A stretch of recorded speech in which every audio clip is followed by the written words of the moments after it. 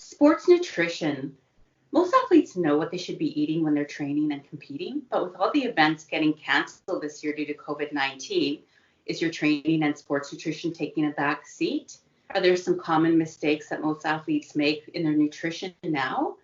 Today, you will learn by the end of this video how to fix some common nutrition mistakes that most athletes make.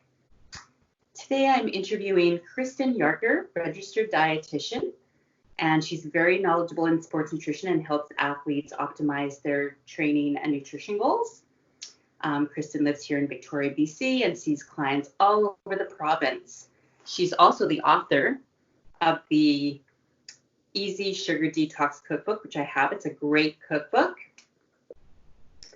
And Kristen herself is a runner, and she has trained and completed a marathon, and she ran cross country and varsity track when she was attending the University of Guelph. So welcome, Kristen. Thanks so much for having me on your channel today. Yeah, what would you say are some common nutrition mistakes that most athletes make? Oh, I'm so glad you asked because, I work with a lot of people who take our sports seriously. And often people are coming in and asking me about like supplements or, their macros and things like that. And those things are important, but we need to have a healthy foundation first before we start talking like BCAAs or this supplement or that supplement, that sort of thing. And so, today I wanted to share with you 3 really common mistakes or like blind spots that people have around their sports nutrition. And so the first one are vegetables. Now, I know that it seems like, okay, really, she's a dietitian. She's come up with another reason to be, promoting vegetables. But it really is true that I see a lot of athletes or a lot of people, we take our sports seriously and we're really not getting enough vegetables. Like half of how much I recommend is what I often see. And the reason why vegetables are so important in sports nutrition is that when we're doing our training, of course, we're doing a lot of extra breathing, right? Because we're running or we're, lifting or whatever we're doing, and we're doing a lot of extra breathing. And when we do that, we're bringing more oxygen in and out of the body. And that is on purpose, of course, because we need to oxygenate all of our muscles and everything. But it also creates extra oxidative damage in the body. And so to counteract that oxidative damage, we want to put in our antioxidant superpowers. And our antioxidant superpowers, of course, are vegetables and fruit.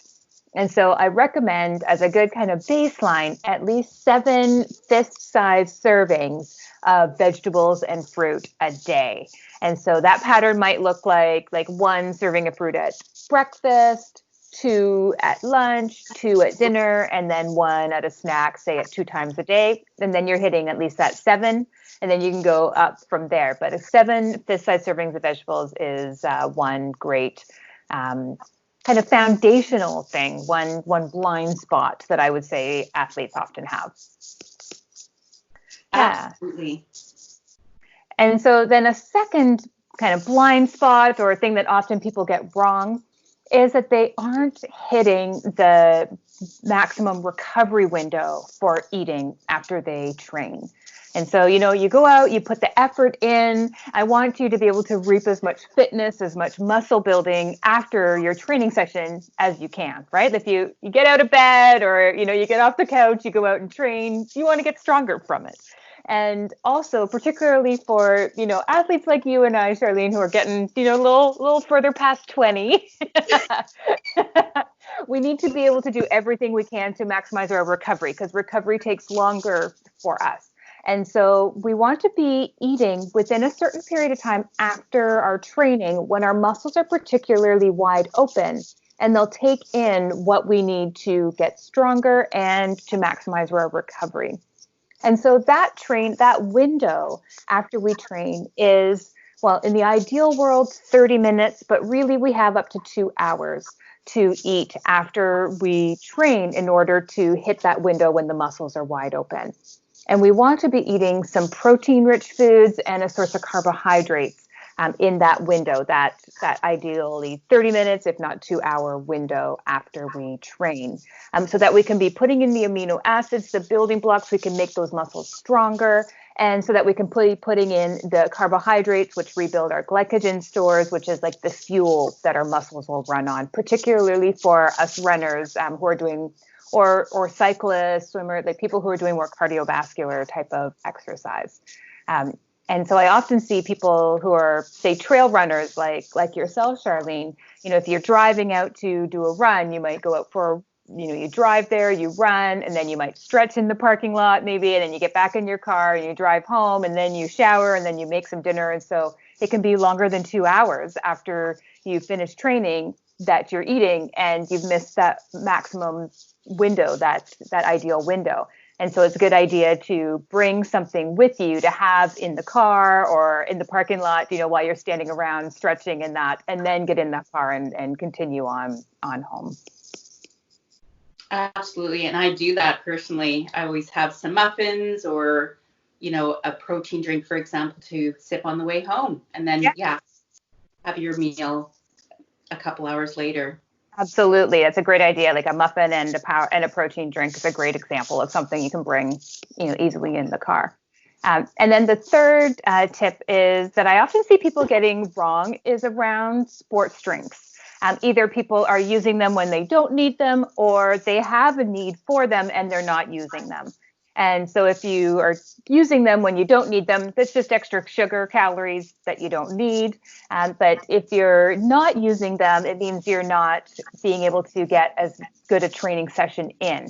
And so the good kind of benchmark to determine if you're needing one or not is if you are sweating heavily for more than 60 minutes. That's the benchmark. So if you're doing something longer than 60 minutes, but it's just a stroll, just something where you're not really sweating, you don't need a sports drink, just plain water is fine.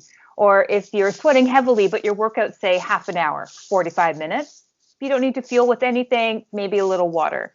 But if you're sweating heavily for more than that 60 minutes, that's when you want to be putting in some hydration, some electrolytes, and a source of sugar. And so that's when something like a sports drink provides those, whether it's a homemade one or a commercial one, like a Gatorade or a Tailwind, or there's many brands, who make them, or whether you're doing like a gel or a gummy type of thing plus plain water, or some plain water and maybe a little salt in the water and, say, a piece of fruit or some crackers or something like that. I see a lot of cyclists often will, have a banana with some water as an example. A little tougher as a runner to be bringing some, fruit with you, but I know you ultra people are, often have a full backpack full of stuff too. So there can be different ways. It doesn't have to be like a sports drink, but you want to be putting in some hydration, some electrolytes, and a source of sugar if you're going for longer than that 60 minutes. And then if you're doing the ultras where you're out for hours and hours and hours, that's a different situation, and you're needing to get the fats and the proteins and really more fulsome eating because you're out there all day long. But but I see that often if people who are training, say, for a half marathon or a marathon, and they're not kicking in and starting using the sports drinks or the sugar and the electrolyte and the hydration within those longer training runs. So that's something that I see as a third kind of mistake or something that people are often getting wrong as an athlete. Absolutely. I mean, I think too, it's great to train with the products that you're potentially going to use during the race, so your body gets used to it as well. Absolutely. There's that saying, you never do anything new on race day, and that includes the nutrition too. So just like you never, wear a new pair of shoes on a race day or anything, you also don't try a new gel product on a race day. Yeah, you definitely want to practice those. Awesome. Well, thank you for all of those great tips today, Kristen. So how can people find you on social media? What are your social tags? Yeah, so I share weekly tips on YouTube, and that's at Bite K Nutrition. And I have a website, KristenYarker.com. On Instagram, I'm at Kristen Yarker. And on Facebook, I'm at Kristen Yarker Nutrition. So yeah, evolution of my practice over time. I have all different social media tags. It's not super consistent, unfortunately.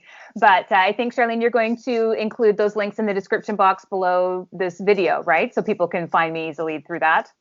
Yes, I will do that for sure. Awesome. Yeah. Thank you. Thank you so much today for your time.